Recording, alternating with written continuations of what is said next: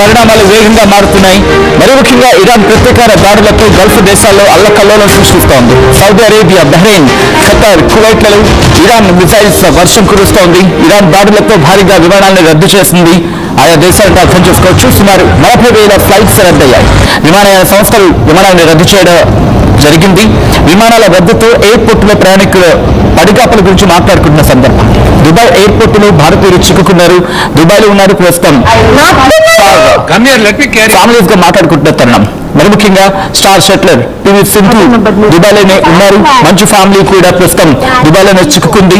బిక్కుబిక్కుమంటూ అక్కడ భారత విద్యార్థులు బతుకుతాంటే అర్థం చేసుకోవచ్చు. ఇరాన్ కావచ్చు, గల్ఫ్ దేశాలే కావచ్చు, సిచ్యువేషన్స్ లో పివి సింధు ట్వీట్ చేశారు. ఆ ట్వీట్ ని మీరు చూడడం జరుగుతుంది. ఆర్టీవీ స్క్రీన్ మీద కొద్దిసేపు క్రితం ఆమె చేసిన ట్వీట్ ని మీరు చూడడం జరుగుతుంది. The ordeal continues to unfold the situation. అంటూ కూడా ఆమె స్టార్ట్ చేశారు. The ordeal continues to unfold and the situation is becoming more frightening by the hour. A few hours ago అంటూ కూడా మాట్లాడుకొచ్చారు. ఒకసారి ఆమె ఏమన్నారు నేను తెలుగులో చెప్పే ప్రయత్నం చేశాను.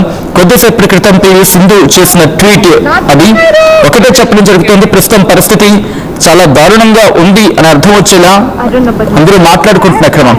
దుబాయ్ విమానాశ్రయంలో సిబ్బంది, అంటే ఇక్కడ దుబాయ్ విమానాశ్రయంలో సిబ్బంది కావచ్చు, లేకపోతే అధికారులు కావచ్చు, వాళ్ళు అవిశ్రాంతంగా కృషి చేస్తున్నారు. వాళ్ళకి ధన్యవాదాలు అంటూ చెప్పుకొచ్చారు. ఇప్పుడు మేమంతా సేఫ్ గా ఉన్నాం. అలాగే వాళ్ళు మమ్మల్ని సురక్షిత ప్రాంతానికి తరలిస్తున్నారు. మమ్మల్ని సురక్షితంగా ఉంచడానికి వాళ్ళు చాలా గట్టిగా పనిచేస్తున్నారు.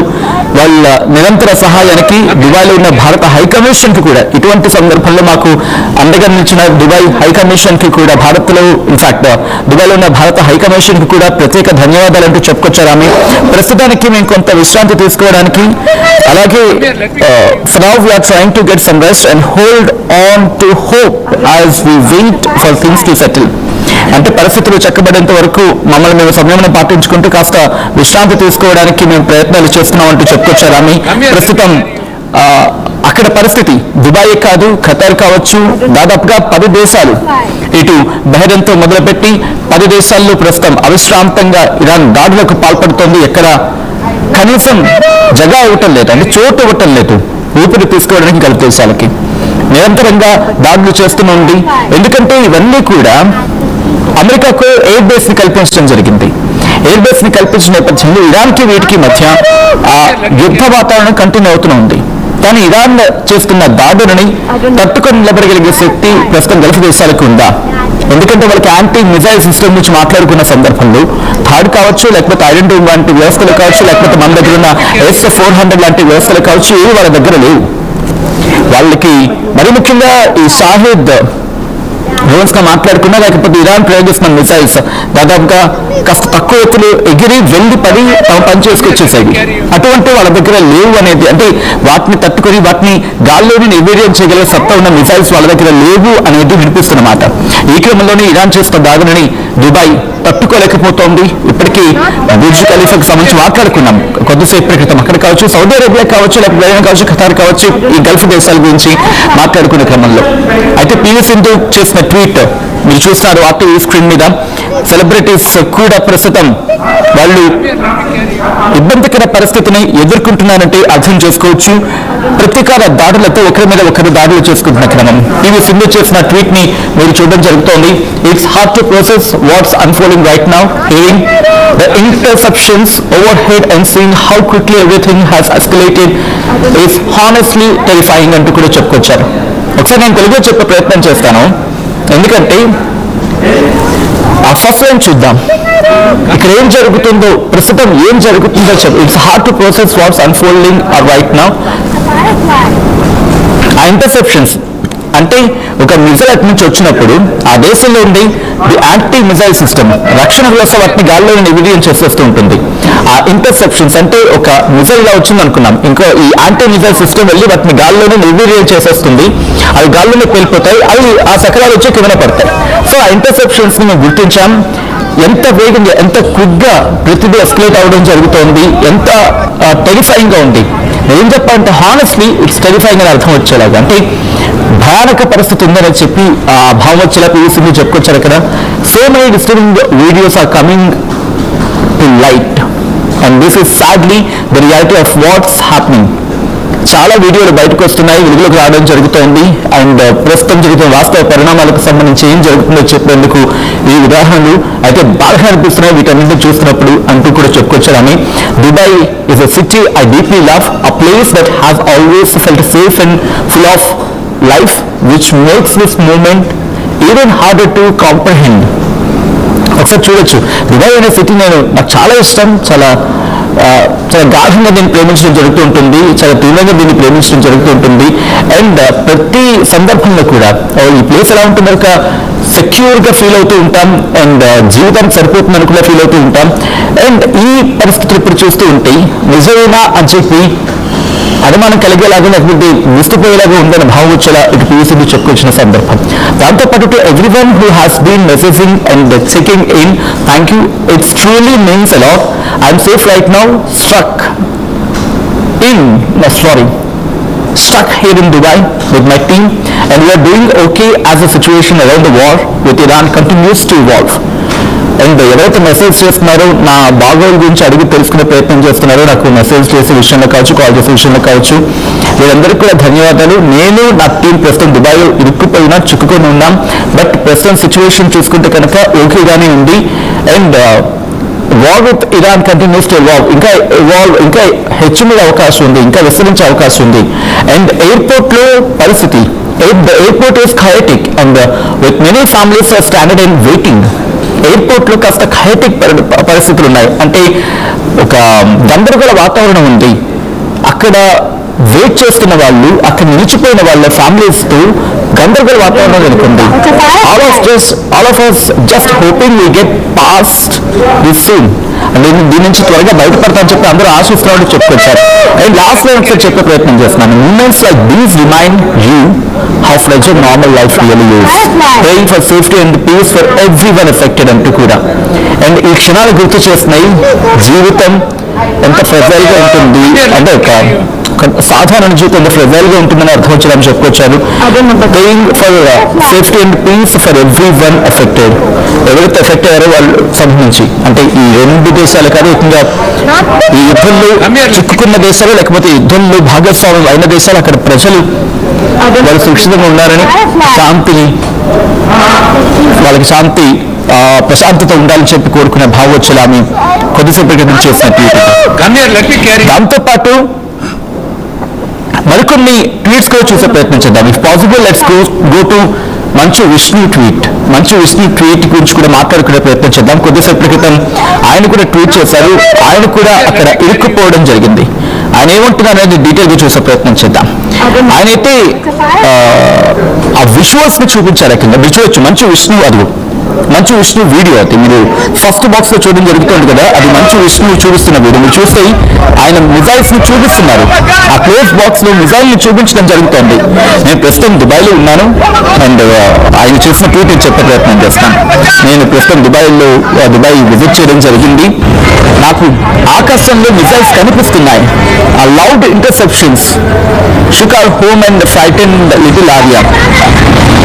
తన కూతురు ఆర్యని, అలాగే అక్కడ తన కూతురు ఆర్యని భయపెట్టేలా ఆ లౌడ్ ఇంటర్సెప్షన్స్, అంటే ఒకటి ఢీకున్న తర్వాత, అంటే ఇంటర్సెప్షన్స్ జరుగుతాయి కదా, ఆ మిసైల్ ని డియాక్టివేట్ చేసేందుకు లేదా గాల్లోని నిర్వీర్యం చేసేందుకు అక్కడ ఆ రెండింటి మధ్య, ఇటు మిసైల్ కి యాంటీ మిసైల్ కి మధ్య దాని ఏమంటారు ఢీకొట్టుకున్న సందర్భంలో ఆ ఇంటర్సెప్షన్ జరిగినప్పుడు భారీగా శబ్దం వస్తుంది కదా. ఆ భారీ శబ్దం అక్కడ ఇళ్లను, మరి ముఖ్యంగా ఆయన ఉంటున్న ఇంటిని ఒక్కసారిగా వైబ్రేషన్స్ ఇచ్చేలా చేసిందంట.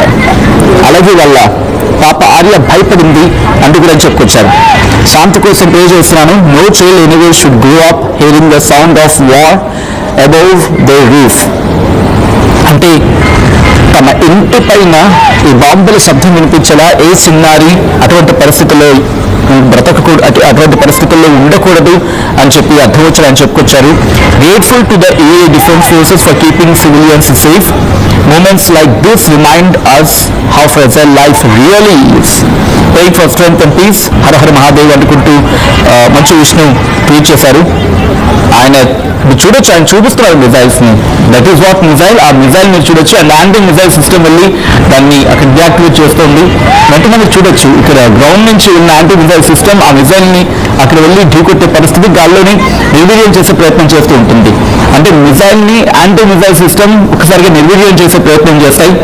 ప్రస్తుతం దుబాయే కాదు, ప్రపంచ దేశాల్లో చాలా చోట్ల చాలా మంది ఉన్నారు ఈ ఇబ్బందికర వాతావరణంలో చిక్కుకున్న వాళ్ళు. అండ్ ఇప్పుడు పరిస్థితి చూసుకుంటే కనుక ఇది మరీ అత్యంత దయనీయమైన పరిస్థితి అని చెప్పుకోవాలి. ఎందుకంటే ఎప్పుడైతే అయతుల్లా అలీ ఖమేనీ మీద దాడులు చేసిందో, అయతుల్లా అలీ ఖమేనీని, Iran supreme leader Ayatollah Ali ఖమేనీని ఎప్పుడైతే చంపేసిందో, అఫ్కోర్స్ చంపేస్తున్న మాట ఇటు అంతర్జాతీయ మీడియా కోట్ చేస్తుంది కాబట్టి మనం కోట్ చేయడం జరుగుతోంది, ఇరాన్ మీడియా కూడా కోట్ చేస్తుంది. కాబట్టి ఒకవేళ పరిస్థితులు కనుక ఇంకా బీభత్సంగా మారుతాయి, ఈ యుద్ధం కొన్ని వారాలకు దారితీసే అవకాశం ఉంది. అయతుల్లా అలీ ఖమేనీ మరణించి ఉండొచ్చు కాక, మరణించినప్పటికీ కూడా ఆయన సక్సెసర్ని మనం మాట్లాడుకున్నాం. ఐ థింక్ ఆర్టీవీ గత 6 నెలల నుంచి ఈ విషయాన్ని ప్రజల ముందు ఉంచే ప్రయత్నం చేస్తోంది. ఒకవేళ అదే జరిగితే 4 ప్రత్యామ్నాయాన్ని ఏర్పాటు చేసి ఉంచారు. ఆల్రెడీ డిస్కషన్స్ జరిగాయి. ఇది ఎప్పుడు తన మరణం ఖాయమని చెప్పి ఆయన కొన్ని సందర్భాల్లో చెప్పారని కూడా మనం మాట్లాడుకున్నాం. సో అప్పటికే తన సక్సెసర్ ఎవరు, తన తర్వాత వచ్చేది ఎవరు అనేది క్లియర్ కట్గా ఉంది అనేది. సో అటువంటి సందర్భంలో ఇప్పుడు ఎవరున్నా కూడా, ఎందుకంటే ఐఆర్జీసీ ఎవరి మాట వినదు. ఇది రజా పెహ్లావి అనే వ్యక్తి అమెరికా తొత్తుగా ఇక్కడికి వస్తే కనుక అక్కడ సైన్యం ఒప్పుకోవాలి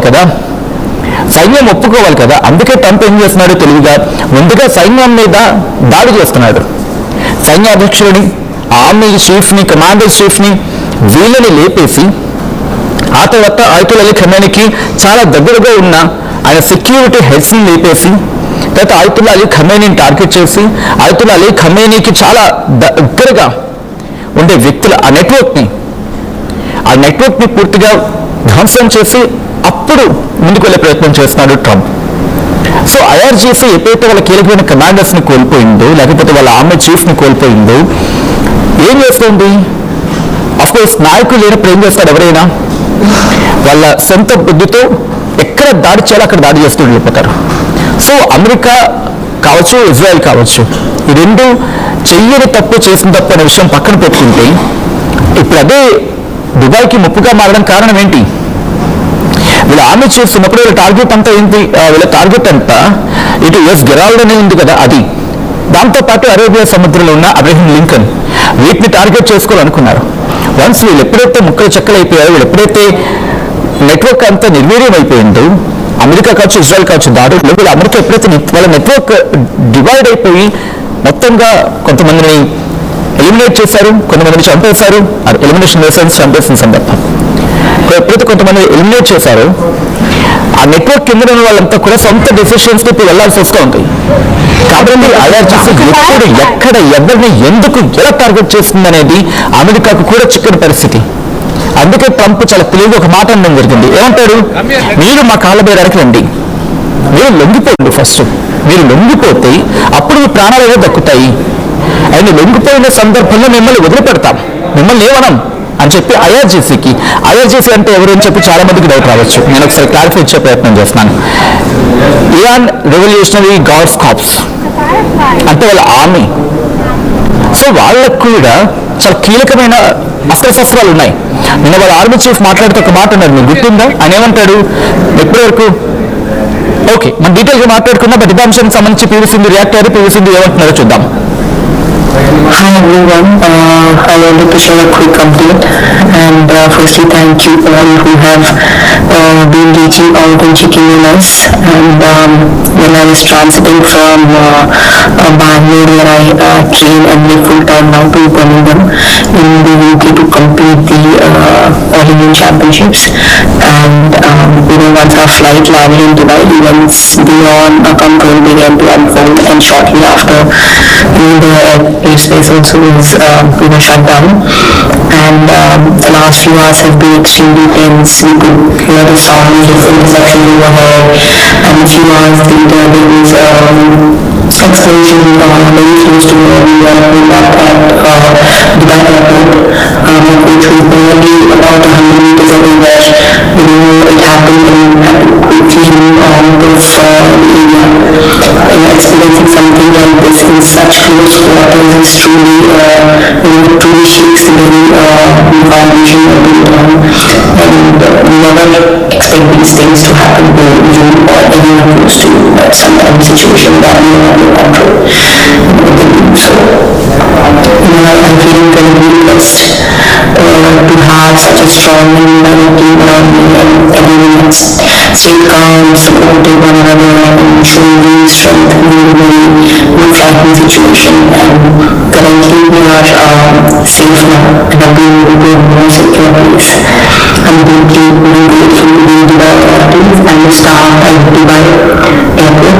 Also, we've been incredibly and tireless in ensuring everyone's safety. We're also truly grateful to Emirates and the airport staff for being incredibly kind and supportive with so many passengers stranded in their hands were understandably tight, but they showed genuine empathy and care towards everyone going through this difficult experience. And I would also like to sincerely thank the Indian High Commission in Dubai for their extraordinary support. And when I reached out requesting assistance, the High Commission immediately responded and on high super priority notice deployed his team to help us. They have been incredibly supportive, not just to me but to everyone stranded here, ensuring safety, coordination and constant communication during a very difficult time. And anyone currently stuck or needing assistance is encouraged to reach out using the official helpline numbers shared by the High Commission. And of course, we're truly blessed to have such a sensitized and incredible team looking out for Indian citizens here. And for now, we're trying to get some rest and remain hopeful as the situation continues to unfold. So, thank you for your prayers, messages, and concern. They truly mean a lot to all of us. And stay safe. Right, అది PV Sindhu చెబుతోంది. ప్రస్తుతం అక్కడ పరిస్థితులు మేము ప్రస్తుతం అయితే మాత్రం safe గానే ఉన్నామంటూ కూడా పివి సింధు చెప్పుకొచ్చారు. అయితే ఆ పరిస్థితి త్వరగా కుదుటపడాలని చెప్పి ఆమె ఆశాభావాన్ని వ్యక్తం చేస్తున్న పరిస్థితి ఉంది. సో ఇక్కడి నుంచి ఒక్కసారి లేటెస్ట్ అప్డేట్స్కి వెళ్ళే ప్రయత్నం చేద్దాం. ఎటువంటి పరిస్థితులు ఉన్నాయి ప్రపంచవ్యాప్తంగా, ప్రస్తుతం ఇరాన్ ఎటువంటి యాక్టివిటీగా కొనసాగుతోంది, దాంతోపాటు ప్రపంచ దేశాలు మరి ముఖ్యంగా అమెరికా వ్యూహం ఏంటి, ఇజ్రాయెల్ వ్యూహం ఏంటి, గల్ఫ్ దేశాలు ఎలా ముందుకు వెళ్ళే అవకాశం ఉంది, అండ్ ఇప్పుడు ఇరాన్ ఎటువంటి అడుగులు వేసే అవకాశం కనిపిస్తోంది, ఇరాన్ వేసే అడుగుల వల్ల ప్రపంచానికి నష్టం మాట పక్కన పెడితే భారత్ కూడా నష్టం ఏంటి, దాంతోపాటు ఎటువంటి ఇబ్బందులు ఎదుర్కొనే అవకాశం కనిపిస్తోంది, అండ్ ఇప్పుడు ఇరాన్కి ప్రాక్సీస్ గా ఉన్న హిజ్బుల్లా, హమాస్ అలాగే హౌతీలు వీళ్ళ వ్యూహాలేంటి, ఎవరెవరు ఎక్కడి నుంచి ఎక్కిపెట్టే అవకాశం ఉంది, ఎంతవరకు మద్దతు ఇస్తాయనుకున్న ఎంతవరకు మద్దతు ఇస్తాయనుకున్న రష్యా, చైనా ఎందుకు సైలెంట్ గా ఉన్నాయి, అండ్ వీళ్ళ వ్యూహాలకు చెక్ పెట్టేలా అఫ్ కోర్స్ చైనా ఇప్పటికే సపోర్ట్ ఇచ్చింది అని మాట్లాడుకుంటున్న తరుణంలో చైనా వ్యూహాన్ని ఇరాన్ కు అందకుండా, ఇరాన్ చేతికి చిక్కకుండా అమెరికా పడిన వ్యూహం ఏంటి, అండ్ రష్యా ఎందుకు ఈ టైంలో ఎంగేజ్ కాలేకపోయింది, లేకపోతే కాలేకపోతుందా, అంటే వాళ్ళకి సపోర్ట్ ఇవ్వకుండా చేసేలాగే ఉన్న వ్యూహాలు రచించడం జరిగిందా,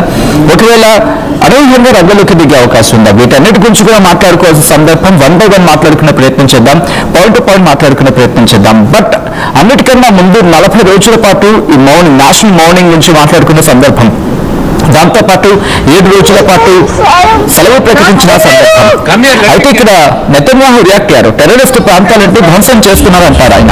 ఇరాన్కి ఇజ్రాయెల్ ప్రధాని బెంజమిన్ నెతన్యాహు వార్నింగ్ ఇస్తున్నాడు. ఆయన ఏమంటున్నాడు, ఇంకా ఇక్కడ ఇరాన్లో ఉన్న ఉగ్రవాద స్థావరాలను ధ్వంసం చేస్తాం, దాంతోపాటు వాళ్ళ న్యూక్లియర్ ఫెసిలిటీస్ ని వాటిని కూడా ధ్వంసం చేస్తాం, దాంతోపాటు పూర్తిగా ఆ ప్రాంతాలన్నింటినీ ఇరాన్కు ఇజ్రాయెల్ గట్టిగా వార్నింగ్ ఇస్తోంది. అంటే ఇక్కడితో ఆగిపోలేదు, ఇంకా ముందుకు వెళ్తుందంటూ కూడా చెప్పుకోవాల్సిన సందర్భంలో ఇజ్రాయెల్ ఫోర్సెస్ వాళ్ళు దాడి చేసినా లేకపోతే వాళ్ళు అటాక్ చేసిన విజువల్స్ ని చూపించే ప్రయత్నం చేస్తున్నారు. ఎక్కడెక్కడ వాటిని దాడి చేయడం జరిగింది, ఏ ప్రాంతాన్ని దాడి చేయడం జరిగింది, ఏ విధంగా దాడి చేయడం జరిగిందని చెప్పి ఈ విషయం విషయం ఇలా పక్కన పెడితే ఇక్కడి నుంచి నేరుగా ఒక్కసారి పాకిస్తాన్కి వెళ్ళిపోదాం.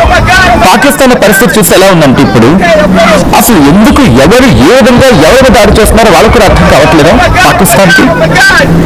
ఎందుకంటే ప్రస్తుతం ఉన్న పరిణామాలు అమెరికాకు వాళ్ళు తొత్తుగానే ఉన్న సందర్భంలో అమెరికన్ కాన్సులేట్ ని వాళ్ళు బదులు కొడుతున్నారు అక్కడ. ఇక్కడ పాకిస్తాన్ ఏం చెప్పాలనుకుంటుంది, లేకపోతే పాకిస్తాన్ లో భయం పుట్టిందా అమెరికా తన వరకు వస్తే కనుక తనకి చేతికి అందకుండా పోయే అవకాశం ఉంది, రక్షించే పరిస్థితి ఉంటుందని చెప్పి రిమెంబర్. ఎందుకు నేను మాట అంటున్నాను కూడా మీకు నేను చెప్పి క్లారిటీ ఇచ్చే ప్రయత్నం చేస్తా. సౌదీ అరేబియా పాకిస్తాన్ ఈ రెండు కుదుర్చుకునే ఒప్పందం కాదా? కేవలం ఎవరి మీద ఒకరి మీద దాడి జరిగితే వెంటనే ఇంకొకరు వెళ్ళి సాయం చేయాలని చెప్పి అంతేనా? సబ్జెక్ట్ కరెక్షన్ కదా ఫిరతగిన్. అలాంటప్పుడు ఈరోజు దాడి జరుగుతూ ఉంటే మద్దతు ఇవ్వాల్సింది పోయి అమెరికా మీద విరుచుకుపడాల్సింది పోయి అమెరికన్ కాన్సులేట్ మీద పాకిస్తాన్ పద్ధతి ఏంటి? విచిత్రం కాకపోతే జోక్ ఆఫ్ ద ఇయర్ కాకపోతే జోకర్స్ కి ఇలాంటివి అర్థం కావాలి. ఈ కథనం మనకి కాస్త కలవరపరిచొచ్చు. దీనికి సంబంధించిన జాగ్రత్తలు తీసుకోవాలని ఆర్టీ సూచించడం జరుగుతోంది. This is disturbing content your discretion is highly advised. ఒక్కసారి లేటెస్ట్ గా జరుగుతున్న ఆ వార్ అప్డేట్స్ ని, ఒక్కసారి ఆ దాడుల విజువల్స్ ని చూసే ప్రయత్నం చేద్దాం. అదే నెంబర్